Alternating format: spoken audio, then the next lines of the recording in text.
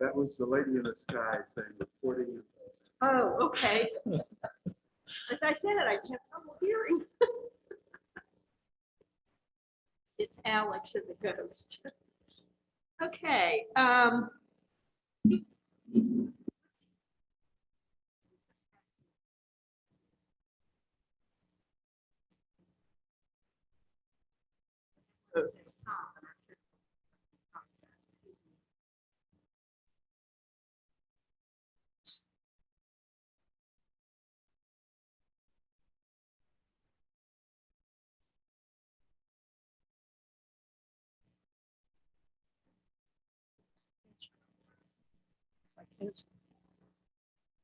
That Ezra?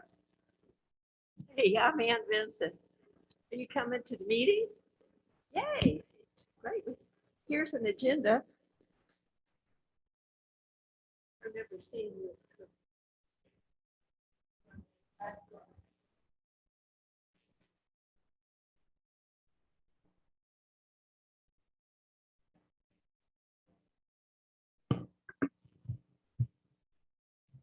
Let's get started.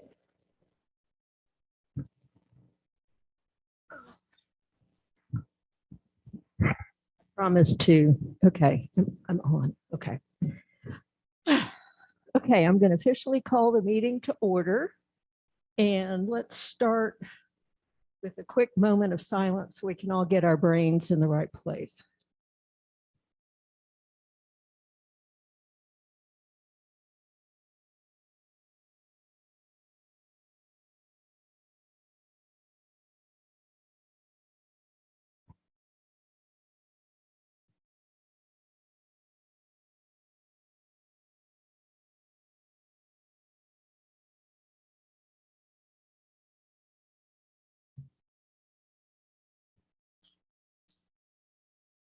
Okey-doke. First order of business is the adoption of the agenda. Does anyone have anything to add or subtract from what's on the agenda this month? Brad? Yes, unless I'm missing it, I don't see anything here about the chestnuts. I need a brief bit of time to talk about how things are developing there. Yeah, I'm sorry. I thought I had that on there. Yeah, we'll put that under old business. Fine, Yeah. whatever. Thanks. I always think I'm organized. What, Maggie? Okay. Acceptance of the. Oh, okay, agenda with great. the And we addition. need you to speak into the microphones because we are, Yeah, bring it close. as the mystery voice told us, we are recording. So, okay. Let me say that again. I move the adoption of the agenda with the addition from Brad Hester. Okay. All those in favor? Aye. Aye. Okay, next we have approval of the minutes from our July and August meetings. First one are the July meetings, the July meeting. Was there any other, are there any corrections or additions to that? Those minutes? I know it's reaching back and getting our brains in gear. Okay.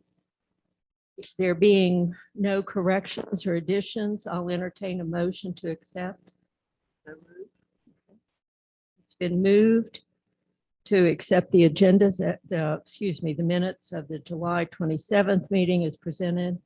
Any discussion? Okay, all in favor, say aye. Aye. Okay, our October 24th meeting, which was a interesting meeting since we were discussing about the Arbor Day celebration. Are there any additions or corrections to those minutes? Okay, there being none, I'll accept a motion to approve them. Okay. Is there any discussion? I'll chime in here. As I was looking at this, I realized I've neglected to put my name on the July minutes. Okay. Before I commit them to the computer memory, I will correct that. Okay, great. Okay, okay, that's a backup. So the July ones are accepted as corrected. Okay. August minutes. Anyone have anything else? Okay. I believe it's been moved. Yes, Grace moved it. Anyone who, blah, blah, blah. All in favor, say aye, please. Aye. Oh, must be September. Okay. Our next item is business is public comment. We have two members of the public here if they wish to just give their names and why they're here, other than we're wonderful people and, just to say hello. We'd like to know who everybody is. I know not everybody else. So, Rebecca, you want to go first? We have the mic right here.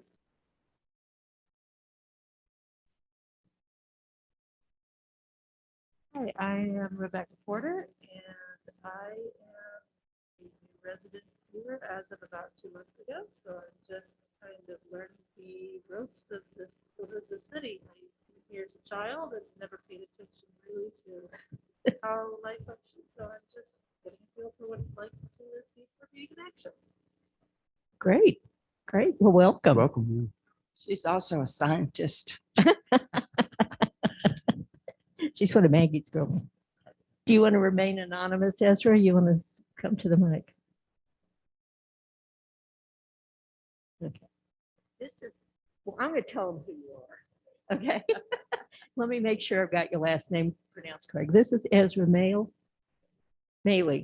who is our new Black Mountain reporter for the news, Black Mountain News. And we've been in contact, and it's just been great having somebody who wants to come out and shoot pictures and find out what we're doing. So welcome to the staff again. So, good, I'm glad you're here. So I guess we all had to behave, or we're going to make the newspaper.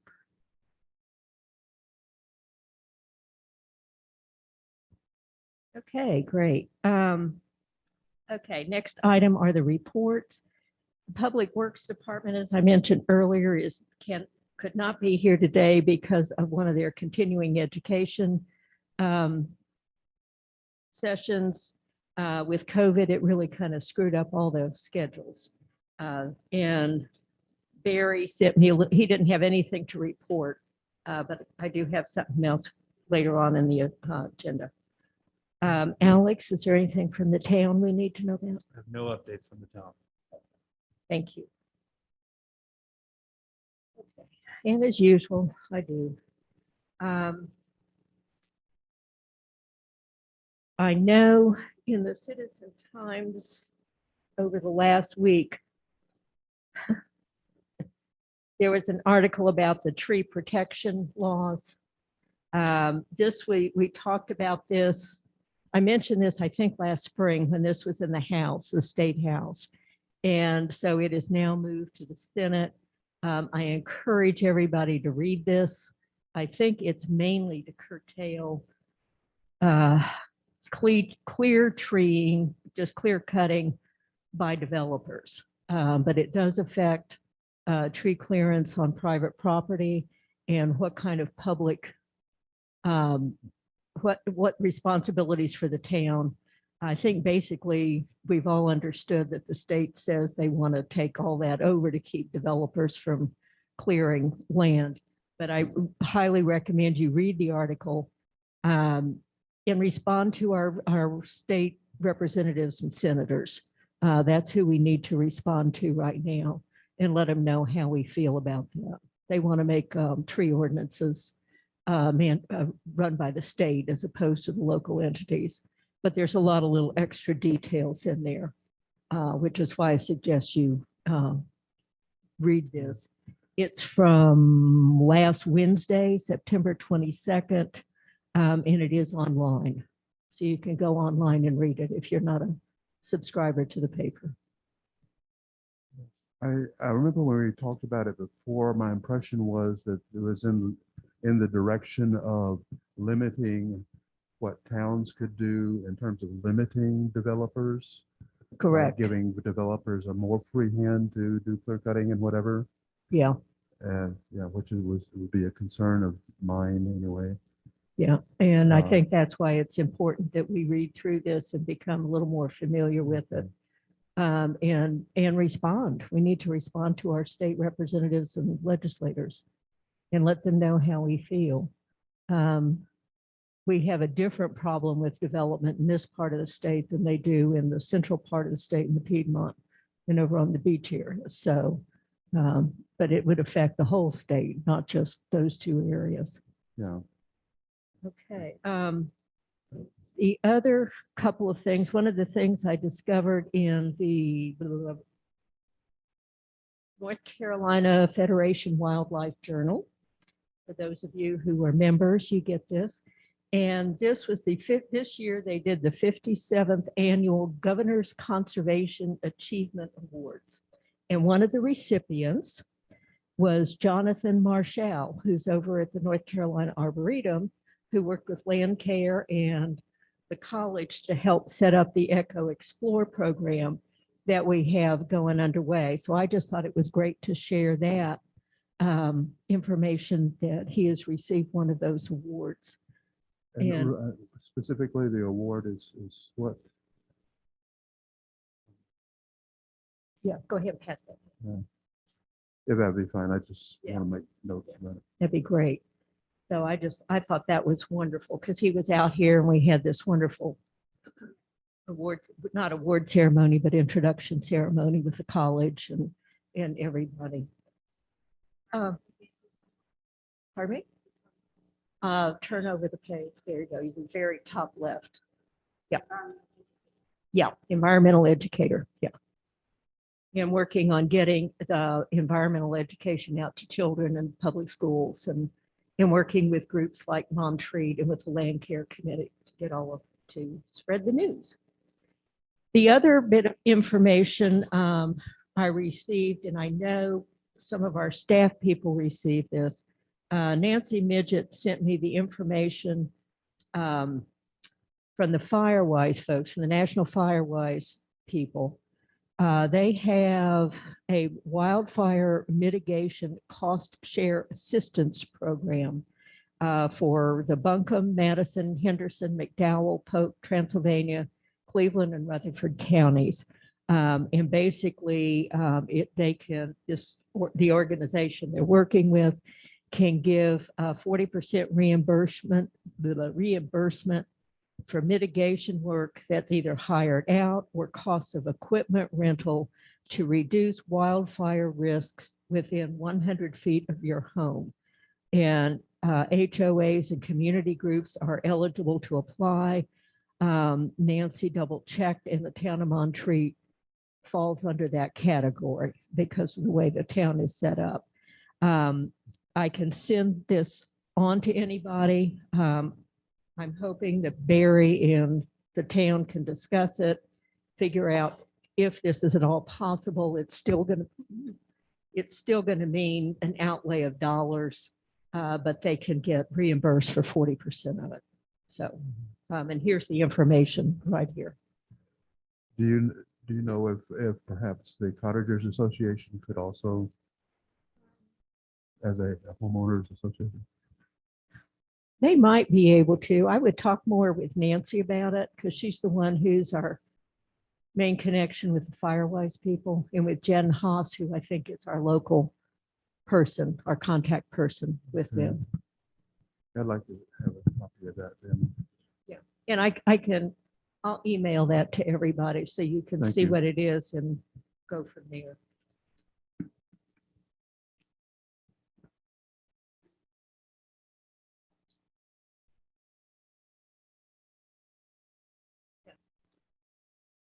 Towards you. Thank you.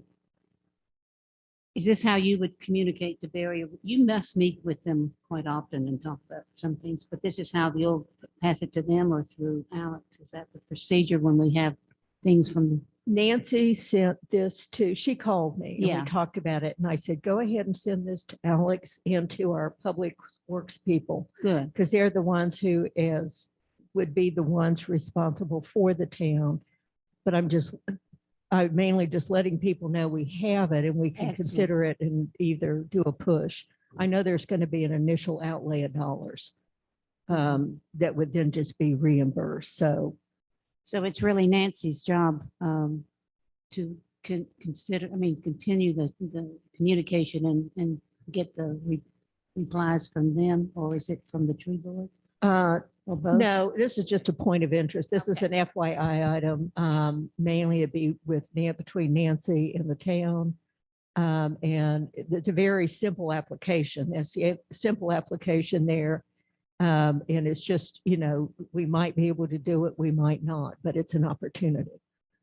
So. Okay. Next item of business, are there new business? The first thing is to set our Ivy League date for October. For those of you who like to go cut back the ivy. Barry suggested Tuesday, October the 19th.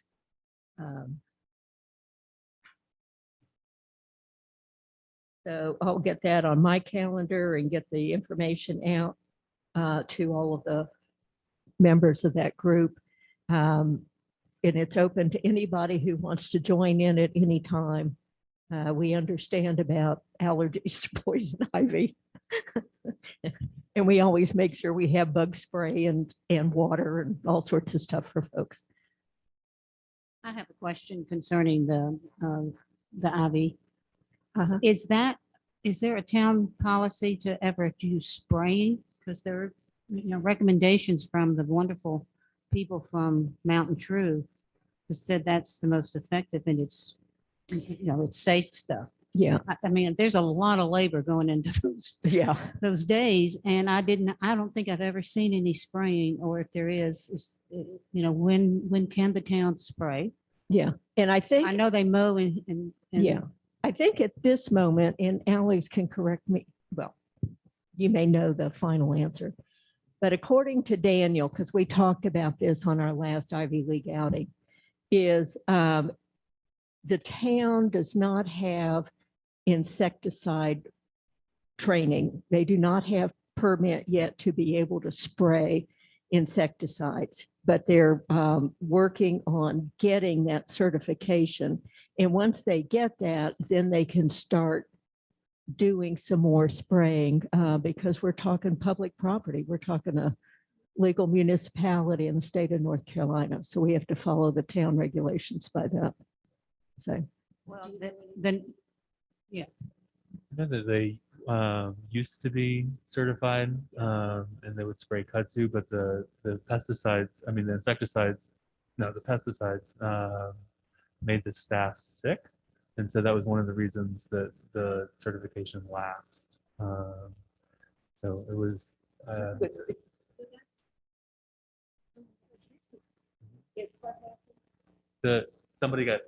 it made the staff sick that were using the materials, the pesticide, herbicide. I was just gonna say, let's use the word herbicide. Yes. herbicide is what Mountain True webinar that Yeah. I watched and yeah, attended. it- And it gives also instructions, which is what the land care committee is wanting to have for private properties. What happens if public and private just run together and then all of a sudden we it's just the energy level, and then all of a sudden that private property gets back into the trees along the oh, yeah, public property yeah. And it's, and the college. well, the college and the MRA are both private property. And it just, it's all very exciting when you get out there. So We also have some people who love ivy. And Yes. there's a little ambivalence in this topic. Not all invasives have that ambivalence, but this one we do. Yeah, and I think that's one of the things when we I don't think I have my copy with it today, about when we drafted the, what can I do with ivy in my trees and it's killing my trees. I worked with Daniel and Barry to get that drafted. And basically it says, if you are not a lover of ivy, and we know there are people who are and there are people who aren't. And that's why it's very important that we have to make certain when we're dealing with private property, especially when it's property owners, not institutional property owners, but private property owners, that they may love ivy in their trees, until it falls on their house. But, we have to respect that. It's interesting. There's no consensus in the universe as to ivy. So, Better education. Yes. yes, I think as one who does not love ivy, I'm all for anything that will help us rid ourselves of it. I realize the issues that you're talking about, and we should continue to discuss it. I think it would be great to encourage people, if they love ivy, then require them to keep it on their property. It's, And that would be a minimum thing, but yeah. I'm all for really kind of holding the line on anything that's not native. It's interesting topic as usual. Okay, the Tree City USA, I have gone into the portal, beginning to gather information. It will be due December the 1st, so I am aiming for November to get all the pieces in place and attachments in, so that we can get it fired off by the end of the month. And as a part of that, and I think I said this in an email, everybody in this room, and it's like you guys 20 league or whatever you get to count, but any hours that we put in for taking care of our trees, whether it's working with Firewise, make sure Nancy gets hours for cleaning around your property because she keeps track of that. Anytime any of you help with personing a booth or a table, like we do at Land Care this year with the plant sale, without the plant sale, we don't have that. But we've been putting in a lot of energy with the chestnut trees that we want to do. So anybody who's going to work on the planting, I know all the time Brad's putting in to help organize the tour and the planting and working with all of those. All those hours count. And so I need for you all to think back and remember how much you've done. And we can make sure I get those by the first part of November. And we may have to estimate, I'll estimate meeting hours. I do kind of keep track of who all's here and can do that. They put in there that these meetings count as volunteer time. Unless somebody's getting money that I don't know.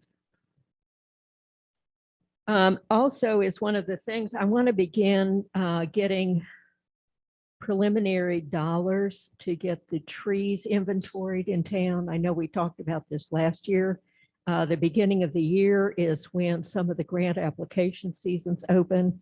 I will also be in touch with Andy Pleninger.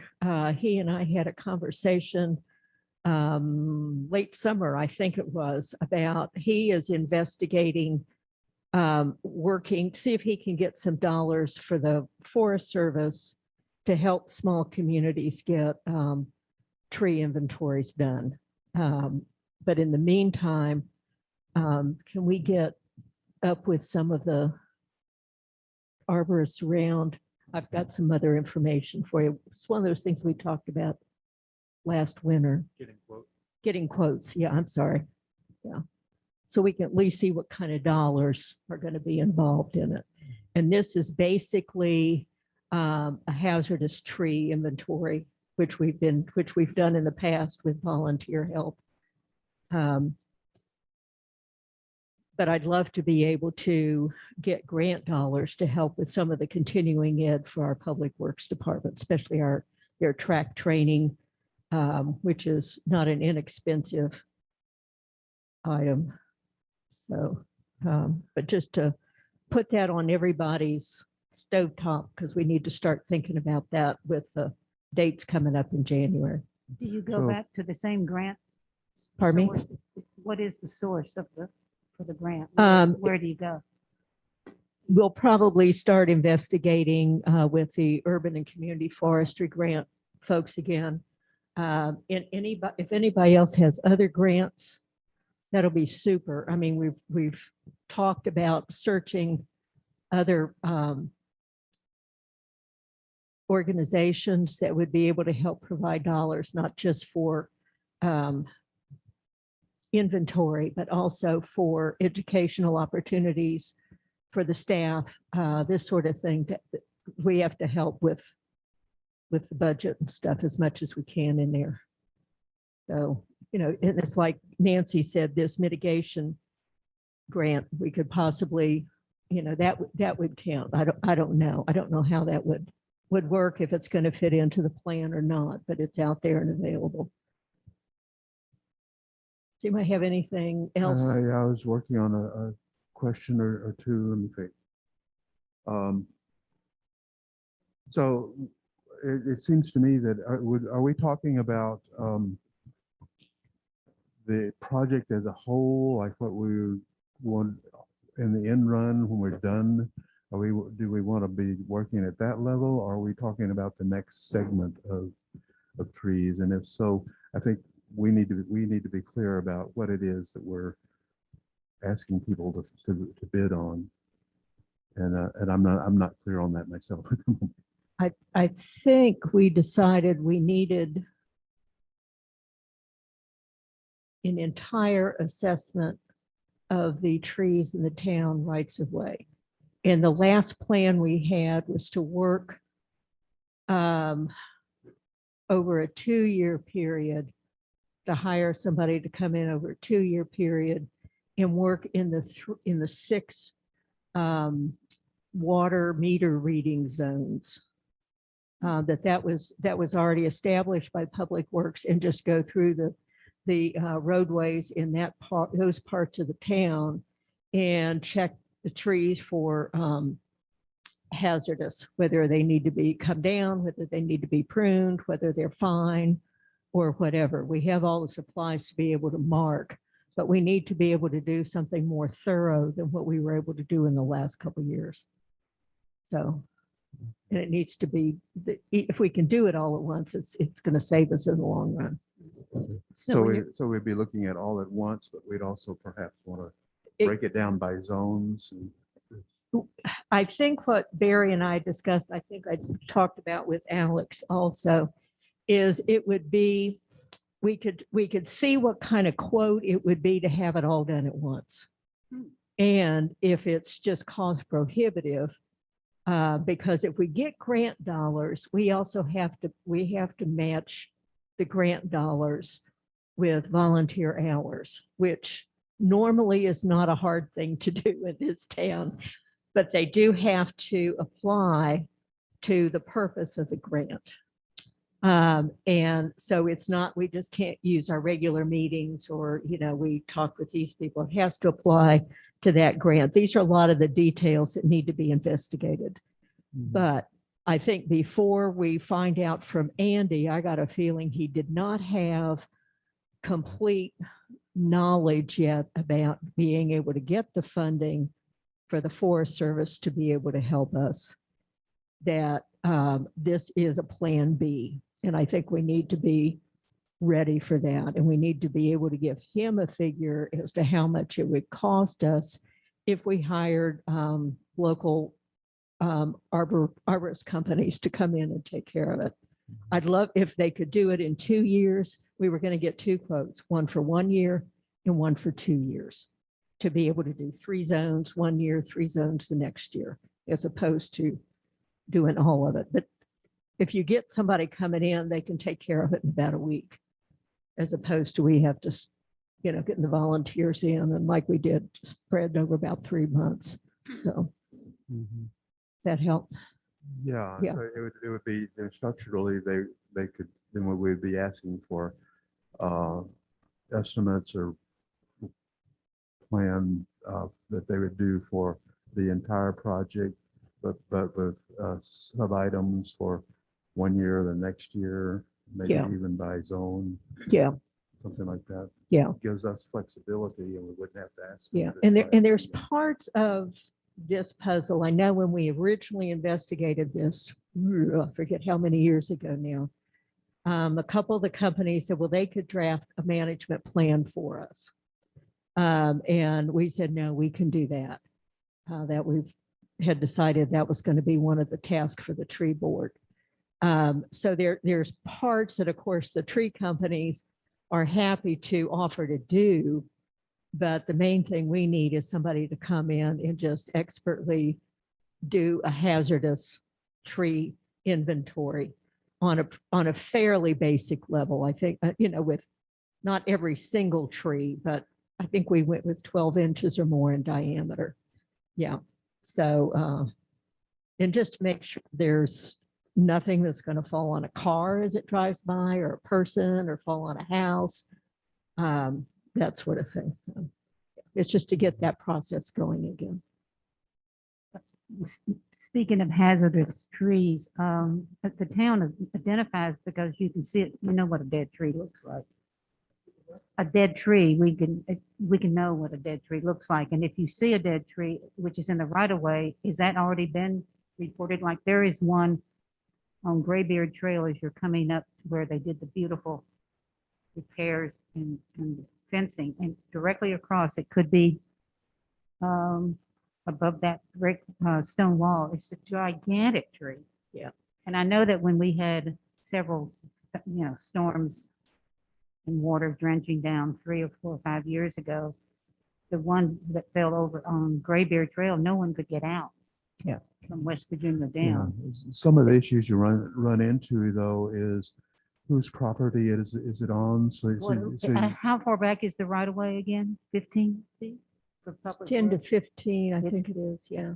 I think it's, Varies in different places in Montreal. but does Yeah. it? And well, it depends on where you're starting the measurement, whether it's the Would center of the someone road or just the be edge. able to tell me if I Yeah. asked them to go look, not necessarily Well- Barry, or if I asked? And for example, on the lower part of Graybeard, on the left side of the road, there's a section where there's a pretty high wall. That's the one I'm talking about. Okay, and pretty much everything behind the wall is private property. Okay, those people need to get. Yeah. And the other, what I think everybody here has received a copy or can pick up a copy of that. Help a tree has fallen. And that basically outlines what you need. First thing is, if it's not taking out the power lines, call Public Works. And they can help you figure out where the property is located and who's going to be in charge. So that's the basic thing. If you see dangerous trees, and they're fine, Barry and Daniel tell you, give them a call and they'll investigate. Yeah. Would that, speaking of help a tree is falling, would this be a good time to put in town communications, a reminder that's Yeah. there? Last week, I contacted Tom and Angie and sent them the copy of the flyer. And Tom put a link into the town website, and Angie made sure there were printed copies available here and on the town website. So we've gotten it posted. It's pretty long. It's a full page, so it can't really go into the Montreat Minute. Yeah, but a notice saying that it's available might be helpful for something. That went Yeah. out last week. On Oh, it Friday. did? That It went on out Friday. last week, Oh. yeah. I think I saw it in the Montreat Minute. Yeah, it was in the Montreat Minute, and So I never mind. might get up with Kathy Russ at MRA and let people know that way also. Mm. So, yeah, we're trying to make that out there because I know there have been trees that have fallen that were taken care of by power company, not necessarily by the town staff. Yeah. Okay, are there any other items for new business? I'm trying to watch our time.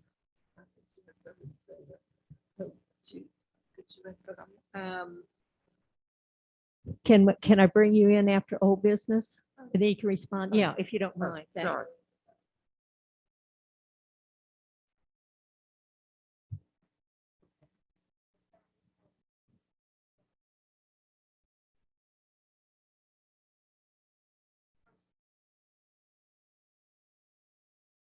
Yeah, if you see, basically, if you see a dead tree and you don't know where it is, call the town office. Call the public works people. And they will be in touch with the property owner if they're non-resident property owners, if they're temporary. And not temporary, but seasonal. But there is a system there. You just don't call and talk to a machine and never hear back. So, yeah. Okay, let's move on to old business. Brad brought up the chestnut that I didn't mean to leave off the agenda, but apparently I did. So, okay, Or else, yeah, go for it. What? never mind. Okay, so, last month we decided to cancel the September event that was going to be our chestnut kind of kickoff event. And that was kind of a mutual agreement between us and the Chestnut Foundation. And I think that was entirely appropriate. So the plan at this point is to look forward to a spring event, probably coordinated with the native plant sale. And that's one of the weekends in later April. I don't remember the exact date, the 27th. Second? Second. Yeah. Okay, so that's the broad stroke. But then we also talked about trying to have things happening between now and then that would help build community interest in the whole project. One of the things that I've been talking about is a small group visit to I always get the mid letters, RSC, is it? The Resistance Screening Center. Yeah, that's it, yeah. Resistance yeah. Screening Center that's over by the Arboretum where chestnuts are planted and then they're monitored for their health and other parameters. And we had thought that would be a good thing to do in October. However, I've talked with Jamie Van Cleef, and she says it's actually not a good time to do that anytime soon because they're winding down their operations for this season, for this year, and she says maybe spring or even a little later for that kind of event. Another aspect is that it's actually a government facility, and the regulations around COVID are very strict, and you have to, pass through security in order to get into. I don't know what it's about, but she said it would be kind of prohibitive at this point to try to bring a group in that a lot of the time would be eaten up with the security concerns. So, and hopefully later in the year it'll be looser. We can always keep our fingers crossed. So it's leaving me with a sort of a dearth of ideas about how to get momentum going with community interest. In my conversation with Jamie, though, she is very willing to join us. If there's two things. There's the need to plant the trees that we have, and the other is chestnut identification. So we really need to move ahead with a plan for planting the trees. Anne's been getting nervous about losing little trees, and I think that's not unusual. It has nothing to do with the quality of care they're doing. So it's that. So we really need to work out a plan of how to do that. And Jamie has expressed her willingness to come and be part of tree planting. She doesn't really see that in our area it's that necessarily to do all of the soil testing that can be done on that. Is mostly finding likely places that are accessible, probably things with good lighting, a few criteria like that we could probably come up with ourselves. But I think we need to work with the whoever, might be MRA or it might be the Public Works people to pick places for that. She does say that particularly if we've got a lot of deer, it's good to do things to protect them, and that's fencing, or she called them tree tubes, 6-inch tubes that go around a little tree as you plant it, and that digs into the ground some, so it keeps voles and things from nibbling at the roots, and also deer from eating as much. Well, I know the seedlings we put in last year, the reason they have the fencing around it is because of the deer. And I keep spraying our anonymously donated things. I have an organic deer spray that I use because I don't have enough fencing to put around 10 trees. But yeah. So, and I think everybody knows, I told Brad that I did talk with Richard DeBose, and he is fine. The senior leadership team at MRA is fine with us working with the MRA to plant in the wilderness areas.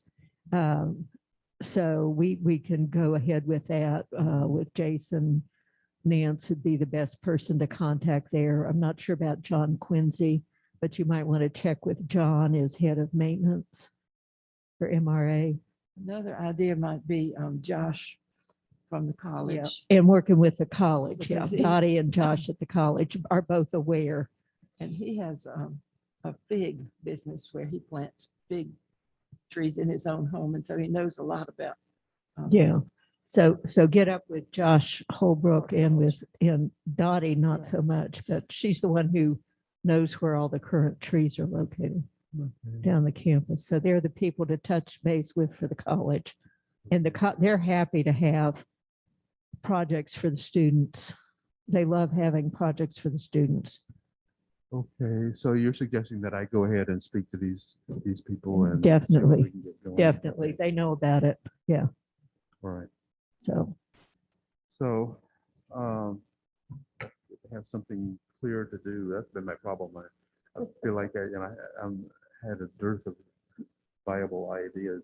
But the other thing that I talked with her about, is they have an ongoing need, and this is something that we think about how to educate the community about.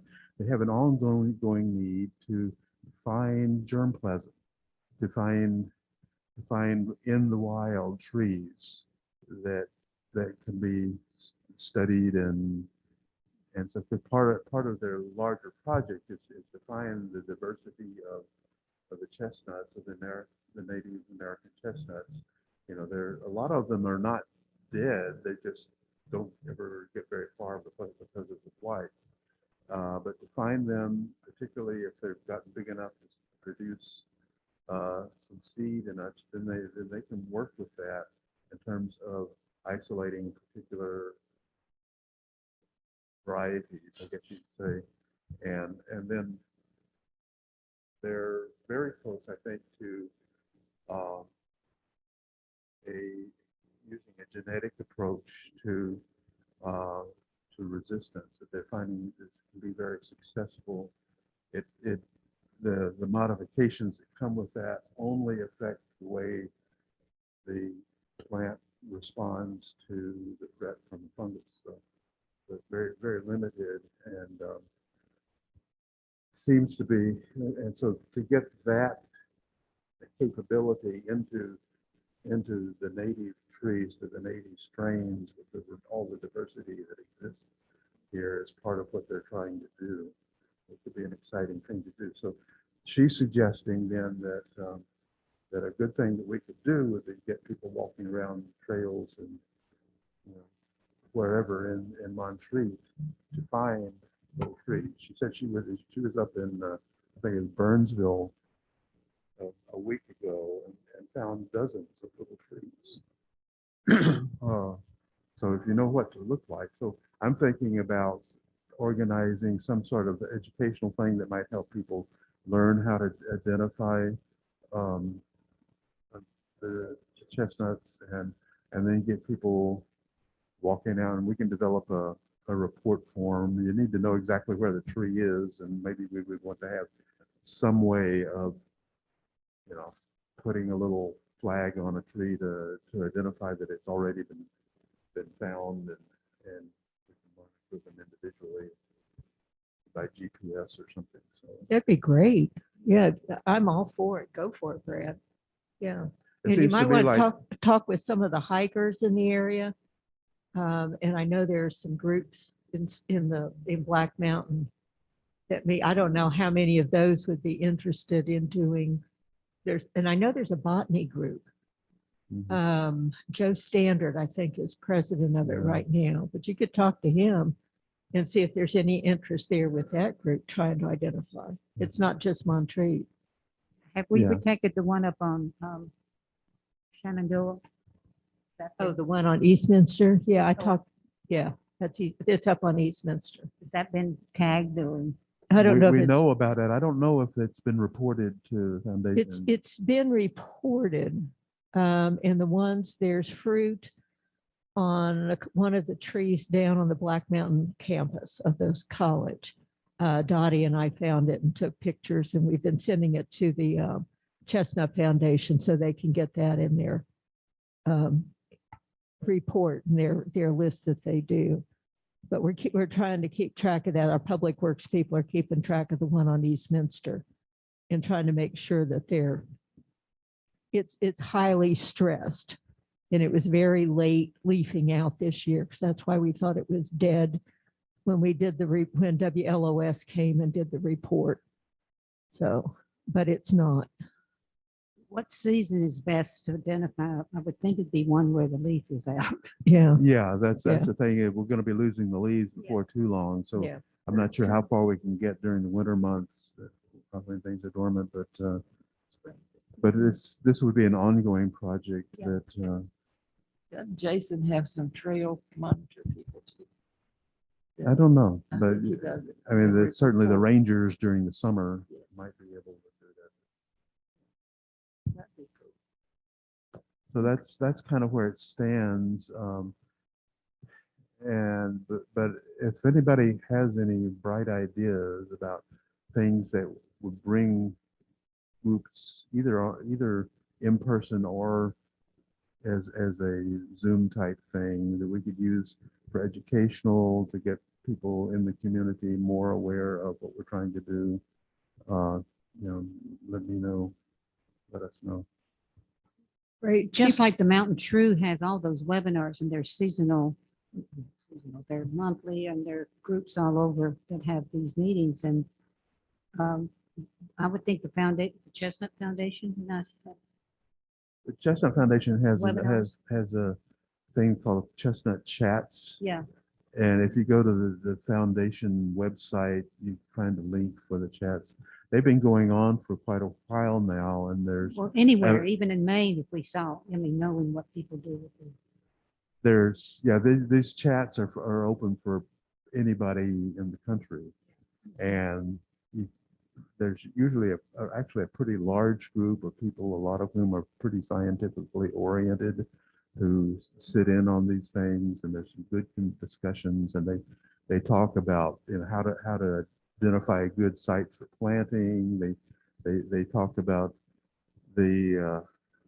just about anything you could think of. They're having webinars on the topic, and they're saving the video of those, so anybody who wants to dig into it. Could So- we publicize that in a Montreat Minute or something? That this is Chestnut Chats are available if anybody's interested. Mhm. Yeah, we When I tell people that we're doing this Chestnut, their eyes light up and they say, "Oh, that is so wonderful." So maybe if people knew this was available, they could tune in.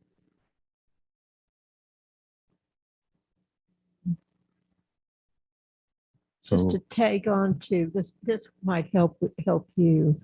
I've been talking with the Chestnut Foundation folks also, and also with Dottie Schumann. And we're working on I'm going to try and get some of the students to help create the 2 exhibit boards we're going to put here in the town hall. So we're just getting ready to figure out what graphics we're going to use. And in that information, and I've been working on the map of where you can find chestnuts and repurposed chestnut in town that we know of so far. And we're going to put in there for more information, contact the Chestnut Foundation.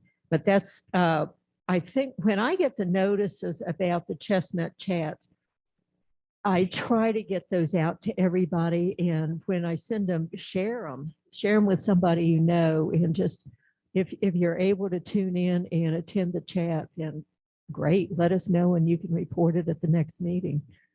Because they're really a very valuable series.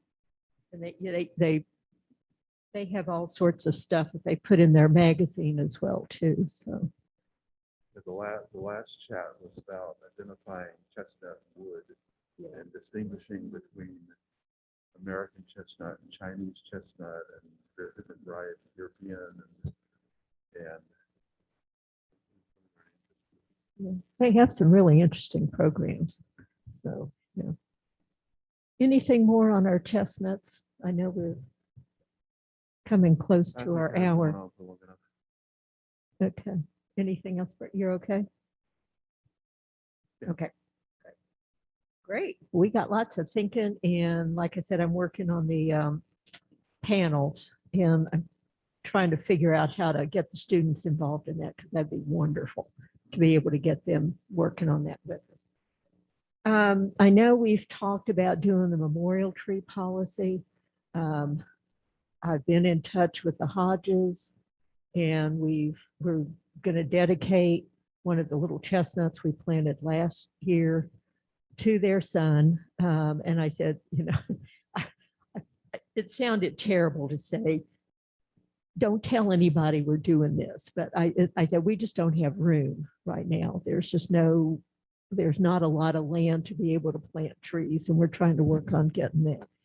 But at the same time, I can't really say, no, there's always a solution. It depends on what the situation is. But I think we need to really seriously look at that. I mean, this year is the first time I've been, the board has been approached by two different parties to do a memorial tree. And I know basically the conference center's policy is no, we can't do it, donate money to the conference center. I think if somebody wants to donate a tree or whatever, I really suggest that they make a donation either to the Chestnut Foundation or to the Arbor Day Foundation to help trees get planted somewhere, or they can put one on on private property. I hate to be mean about it, but it's like, it's a very real issue that we feel here in town. It's just a question of who's going to take care of it. Yeah, after it's planted, exactly. And that's Yeah. pretty clear cut. yeah, Yeah. You will not be around to take care of it. Yeah. probably. Yeah. We can't. so, I don't think that's mean. I think that's practical. yeah, Here's a thought, I basically like what you're saying. If we were to have a policy that basically said, if you want to have a tree in memory of someone, let that be a chestnut that we're going to plant anyway. And then we could come up with a way of one alternatives would be allow there to be a small plaque near a particular tree, or the other would be a display board someplace where that could with space for adding names to it over time. And here are the people who have.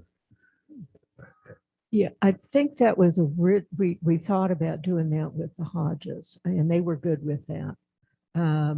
And then Barry came up with, well, let's ask if they want us to put a little plaque on one of them we planted. And I think as long as they know we're going to be, especially with these chestnuts, I'm happy to have somebody put a plaque in front of one of the chestnuts. But if they want it in the public, it's going to be a little harder with where we're planting these, but they just need to know that and know that these are our test seedlings, as long as they're aware of that. I think that's a good idea. I'd love to be able to do something like that. I'm not sure this is the year, but we can at least work toward that.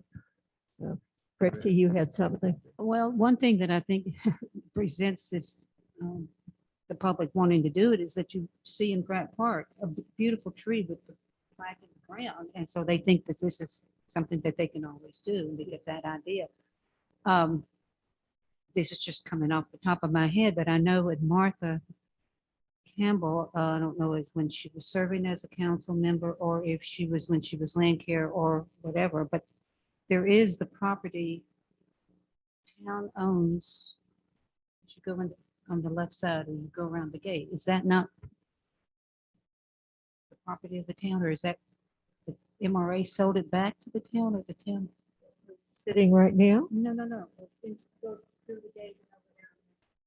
Sledding goes. At the sledding hill? All Yeah. that, and that, there were some property that something was organized and someone developed what could be planted from that left bank. Is that your town? Is this the town property there? Yeah, The hillside is the town property, and there was once a park garden plan. I'm Yeah, not sure, yeah. that was before my time, yes, but it was never funded. yeah. Well, I would say that if there's any, it could go toward the, it wouldn't have to be a tree, but it could be Well, and I, like the arboretum, yeah, native plant. well, just to refresh memory, the biggest problem we have with the sledding hill is the sledders. And remember, we had them, they took out one of the memorial trees last year and we had to move it. This isn't the only hill that they can sled on. Yeah, but it's the one I that, think it could be no sledding or, we'll let no you, parking. no- yeah, we'll let you be in charge of the no sledding. Yeah, Grace, I can only go out there on snow days and I'll stand be there on there. snow days and do my People angel butterflies and then get my devil horns up. And send in your hours. Actually, yeah. Please don't Exactly. put that in the paper. Oh, yeah, go. Oh, I forgot. Sorry. No, I think I like the idea of a little area in there we can do as a little kind of memorial area, and hopefully it'll be safe from sledders. And Daniel Wiggs is more than on board with helping to do something like that, but that's not for the rest of this meeting. And I'm not advocating that we have plaques there, but when you think of how much money was raised by the MRA when they put up that big new area all around the dam, as you come across and these big pillars of cement and all those names, that they got a lot of money. Okay. And people read those names. They stand and look Oh, at them. yeah, yeah. Well, I keep moving off the planting plan month by month. So today, since I know everybody has been so hard at work on it during COVID, but we do need to get ourselves back in gear and try and get this done. And I know we've talked to Daniel and Barry about soil preparation. I've done a little thing about invasives and some questions. I think Maggie, you were working on insects. I was working on invasives in general. And because I I wasn't have you down clear. as working on insect Uh, problems. Well, I had an idea that we might focus on 4 invasive plants that we worry about in Montreat. And so I started a little bit of work on Okay, looking at that. And there's so many wonderful options. options and materials out there. Yeah. A link or a embedding. I've learned about that from Betsy. You Yeah. can embed things in your stuff. And Yeah, and I think So- when it gets posted on the website, we do need to do a lot of embedding and, Yes. reference to, well, Chestnut Foundation and the Forest Service and the North Carolina Wildlife folks put in, they had an article a couple years ago about native alternatives to invasives and stuff. So I've listed that out as well. I pulled out the trees. They had both, they had all sorts of plants, but pulled out the trees. And copy that the Land Care Committee has put out, the landscaping with native plants. Is going to make an appearance in a lot of places. It's a valuable resource. Sometimes I just forget that there's information in there for people who are interested. So we just need to keep slogging through that and get it done. This does not have to be a scientific paper. It's meant to be a guideline for members of the public.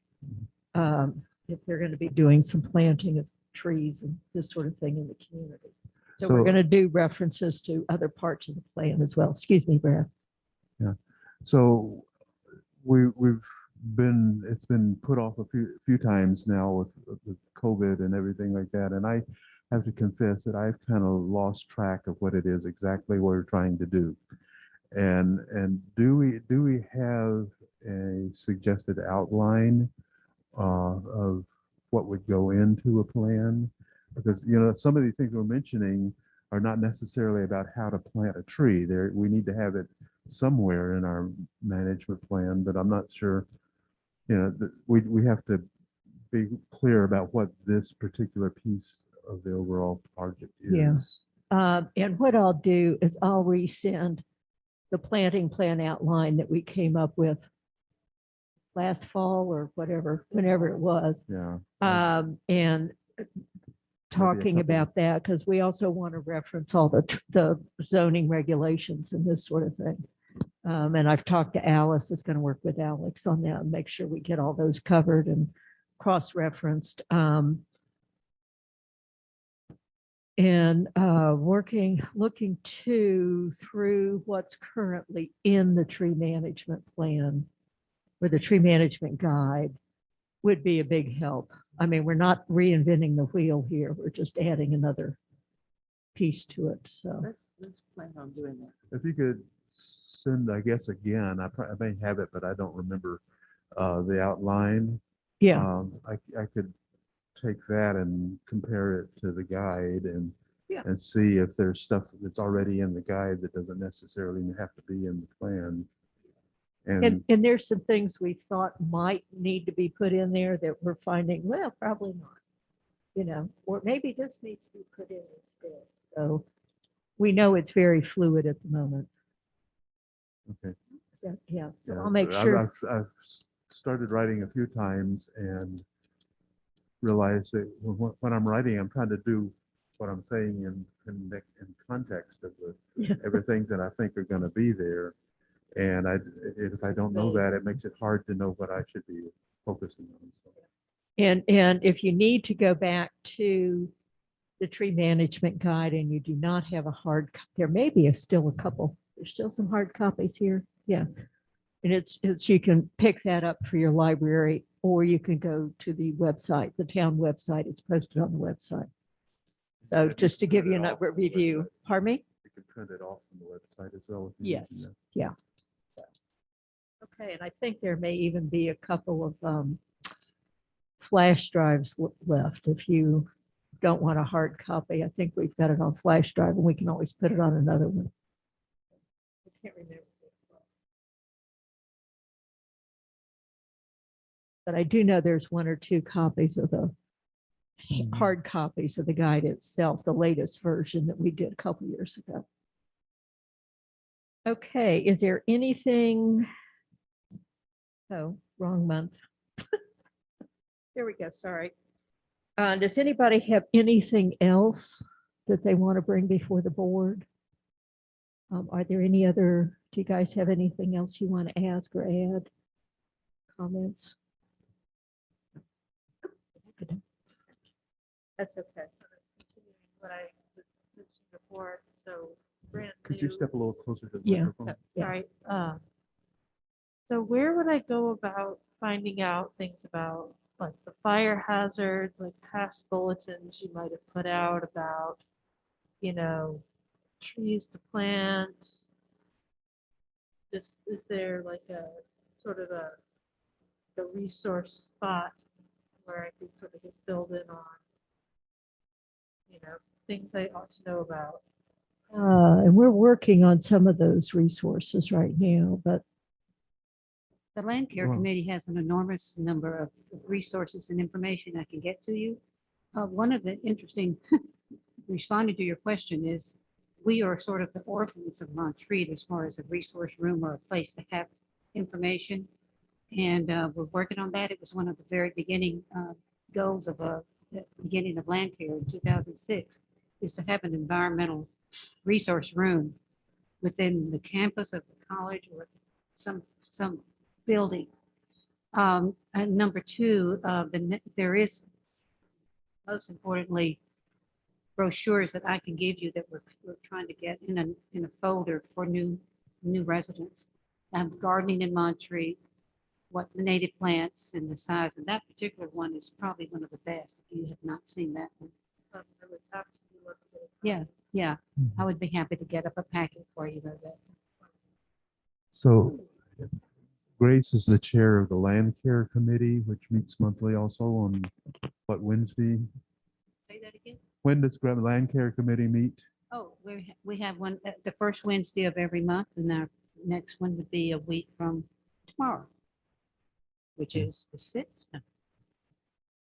And several of these entities that are in the valley here are also have representatives on the Land Care Committee, the college, the Mountain Retreat Association, some of the churches. I don't know if I'm, there's 8, I think. So that's a good resource. Also, this document that we've been talking about, the tree management guide that's available here or online, has a good bit of information that might be helpful to the sort of thing you're talking about. I would recommend finding a copy of that one way or the other. And I know we've got a lot of brochures and stuff. This We can planting just plan, pull them together. That with COVID, it's kind of thrown a kink in a lot of our plans to get things out to the public, Yeah. but we're working on getting back up there. I love This that. Yeah, that's right. this package, what you need from what Yeah, I. I love that idea of a The- package for newcomers. I do too, yeah. the tree management guide is an ongoing project. We've got much of it written, but this planting plan that we're talking about is actually intended as a section of the tree management guides.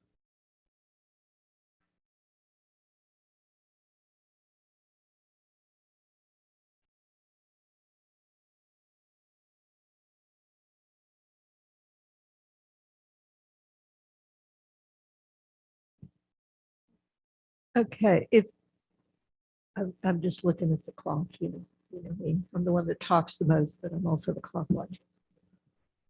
Does anyone have anything else that needs to come up before the board this month? No. Okay. Thank you too for being here. It's nice to meet you in person, Ezra. Our next regular meeting will be Tuesday, October 26th at 9:30, same time, same place. We'll be here in the town hall. And I'm guessing because of COVID, we'll still be having it available via Zoom. But we'll keep everybody posted on that if there's something new or different.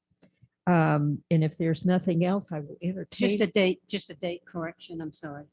Did we say that April 22nd is a Friday and that's Earth Day? Oh, that's, But April 23rd is the Saturday of the plant Yeah. sale. thank you. Thank you. Okay, if there's nothing else, I will entertain a motion to adjourn. So moved. All right, it's been moved. Any discussion? All in favor? Aye.